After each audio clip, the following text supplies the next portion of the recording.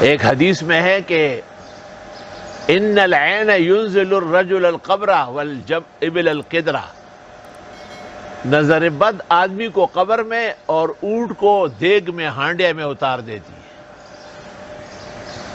زمانہ جاہلیت میں ایسے عائن کو عائن کہتے ہیں، نظر باز، کہ وہ اپنے خادم کو کہتے تھے کہ اونٹوں کا قافلہ جا رہا ہے، تم مثلا سراب گوٹ کے پاس کھڑے ہو جاؤ برتن لے کے، اور وہ یہاں سے اونٹوں کو نظر لگاتے تھے۔ وہاں پہنچ کر کے ایک اونٹ گر چکا ہوتا، سفر ہے، اب انہوں نے کاٹ دیا، کہا بھائی گوشت لے جاؤ۔ ہاں بھائی، اتنا اعتماد تھا ان کو اپنی آنکھوں پر۔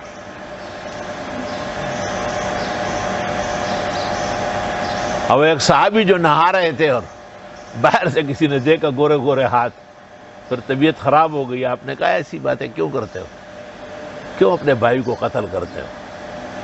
اور پھر آپ نے ان کو بتایا کہ تم اب وضو کرو یا نہا لو، یہ پانی ان کو بھیجو، ان پہ ڈالو، ٹھیک ہو جائیں گے۔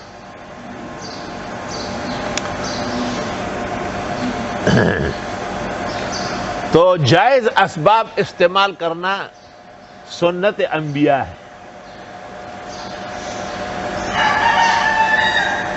اور یہ بہت عجیب بات ہے کہ نظر لگتی ہے محبت سے بھی، جیسے چھوٹے بچے کو ماں باپ کی لگتی ہے، اور حسد و کینے کی بھی لگتی ہے، وہ بہت خطرناک ہوتی ہے۔ بنیادی طور پر تو اللہ کے ہاتھ میں ہے حفاظت اور صیانت، لیکن کچھ کلمات پڑھے جاتے ہیں، ان سے بھی حفاظت ہوتی ہے، جیسے ماشاء اللہ لا قوت الا باللہ۔ سورۃ کہف کے اندر جس آدمی کے 2 باغ غرق ہوئے، اللہ کہتے ہیں کہ اگر یہ باغ داخل ہوتے وقت یہ پڑھ لیتا تو باغ غرق ہونے سے بچ جاتا۔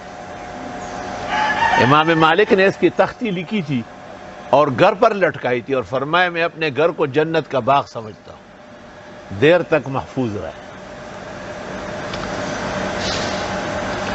تو اس سے پتہ چلتا ہے کہ کلمات مبارکہ کا مختلف شؤون کے ساتھ حفاظت سے بھی بہت گہرا تعلق ہے۔